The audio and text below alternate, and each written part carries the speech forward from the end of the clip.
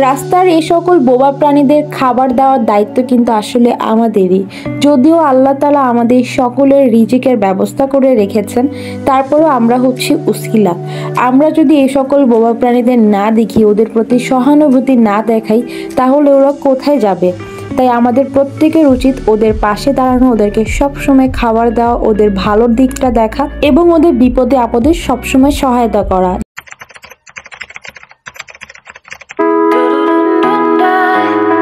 আসসালামু আলাইকুম everyone, this is me Rusha. তো দেখতেই পাচ্ছেন দুটো কিউট বিড়াল খাবার খাচ্ছে। ওদেরকে আসলে আমি ক্যাট ফুড দিয়েছি খেতে।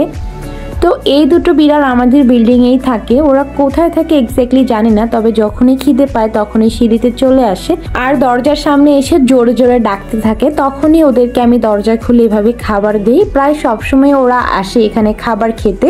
তো এই বিড়াল দুটি কিন্তু খুবই লক্ষ্মী। ওরা এখানে খাবার খেয়ে চলে যায়। এখানে কিন্তু কোথাও ওরা পটি বা পি করে না। বিল্ডিংয়ের কোথাও ওরা এ ধরনের ঝামেলা করে না, শুধুমাত্র খাবার খেয়ে ওরা চলে যায়, যার জন্য ওদেরকে সবাই ভালোবাসে। এই বিল্ডিংয়ের আরও অনেকেই আছে যারা ওদেরকে খাবার দেয়, শুধু আমরা নয়। এই বিল্ডিংয়ের আমি দেখেছি প্রত্যেকটা সিঁড়িতেই ওদের জন্য বাটি রাখা আছে। সো যেটা দেখলাম, সবাই ওদেরকে কম বেশি ভালোবাসে আর খাবার দেয়। এই যে দেখুন, এইভাবে কিন্তু প্রত্যেকদিন আমার বাসায় গেটের সামনে এসে ডাকাডাকি করে আর আমি বের হয়ে ওকে খাবার দেই।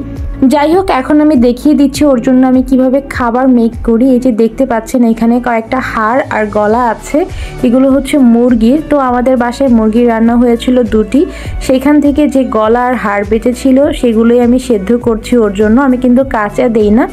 তো এগুলো সেদ্ধ করে তারপর ওর জন্য নিয়ে এসেছিলাম। ও কিন্তু এটা খুবই পছন্দ করে আর আমি প্রায়ই এটা ওকে খেতে দিই।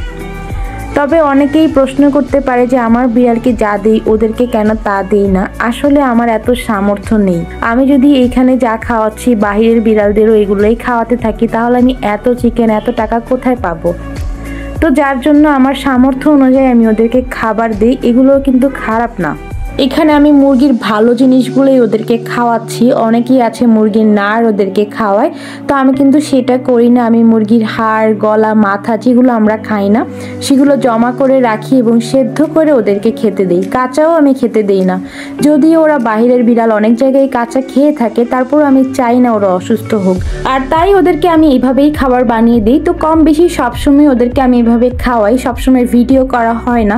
আজকের ভিডিওটি করার মূল উদ্দেশ্য হলো, অনেকেই এই ভিডিওটি দেখে ইন্সপায়ার হয়ে তারপরে ওরা ওদেরকে হেল্প করবে। অনেকেই আছে যারা ভালো কাজ করতে চায়, এই ধরনের বোবা প্রাণীদের হেল্প করতে চায়, কিন্তু আসলে সেটা করে উঠতে পারে না। তো সেই সকল মানুষ এই ধরনের ভিডিওগুলো দেখে কিন্তু ইন্সপায়ার্ড হয়ে তারপর আরো ভালো কিছু করার চেষ্টা করে।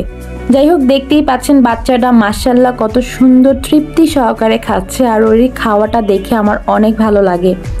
আসলে এই ধরনের বোবা প্রাণীগুলো যেগুলো বাহিরে থাকে, রাস্তায় থাকে, ওরা সবসময় ঠিকভাবে খেতে পারে না। তো ওদেরকে যদি এতটুকু খাওয়াতে পারি, ওদের জন্য যদি এতটুকু করতে পারি, সেক্ষেত্রে কিন্তু মনে অনেক শান্তি কাজ করে, অনেক ভালো লাগে। তো আপনারাও চেষ্টা করবেন এই ধরনের কাজগুলো করার জন্য, এই ধরনের বোবা প্রাণীগুলোকে হেল্প করার জন্য, ওদেরকে সাধ্যমতো খাবার দেওয়ার জন্য।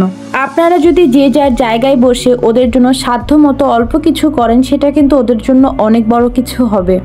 আর এটার বিনিময়ে আপনারাও পরকালে অনেক বড় পুরস্কার পেতে পারেন। যাই হোক, এই যে বাচ্চাটাকে এখন আমি পানি দিচ্ছি। যদিও ওরা দেখি বেশি একটা পানি খায় না, কারণ ওরা সবসময় ক্ষুধার্ত থাকে, সো সবসময় খাবারটাই চায়। তারপরও আমি ওদেরকে পানি দিয়ে রাখি, যদি ওদের পিপাসা পায় তখন খাবে। তো এই যে ক্যাট ফুড, আমি কিন্তু ক্যাট ফুডও মাঝে মাঝে দিই, যদিও সবসময় দেই না, কারণ এটা যদি ওদের অভ্যাস হয়ে যায় তাহলে সমস্যা। যেহেতু ওরা রাস্তার বিড়াল, সবসময় ভালো মন্দ পাবে না। এই যে দেখুন, এখানে কাটা পড়ে আছে। তো গতকাল রাত্রে ওদেরকে মাছ ভাত মাখিয়ে দিয়েছিলাম, তো সেগুলো খাওয়ার পর কাটাগুলো পড়ে আছে। যাই হোক, এই বিড়ালটাকে এখন ক্যাট ফুড খেতে দিয়েছে, কিন্তু ও অনেক বেশি ভয় পাচ্ছে, কারণ দরজার ওই পাশে আমার বিড়ালগুলো ওর দিকে তাকিয়ে ছিল। যদিও আমার বিড়ালের সাথে আমি বাহিরের বিড়াল কখনোই মেলাই না, কারণ ওদের গায়ে অনেক রোগবালাই থাকতে পারে। যেহেতু বাহিরে ঘোরাফেরা করে, অনেক বিড়ালের সাথে ওঠা বসা করে, তো আমি চাই না ওদের থেকে কোনো রোগবালাই আমার বাসার বিড়ালের গায়ে আসুক, যেহেতু ওরা আমাদের সাথে সব সময় থাকে।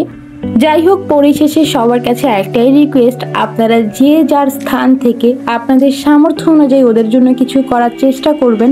আপনাদের আশেপাশে কিন্তু অনেক ধরনের পশু পাখি না খেয়ে থাকে, তো আপনারা সবাই যদি নিজ নিজ সামর্থ্য অনুযায়ী ওদের জন্য অল্প কিছুও করেন, সেটা কিন্তু অনেক বড় কিছু হয়ে যাবে। তো সবাই ভালো থাকবেন। আল্লাহ হাফেজ।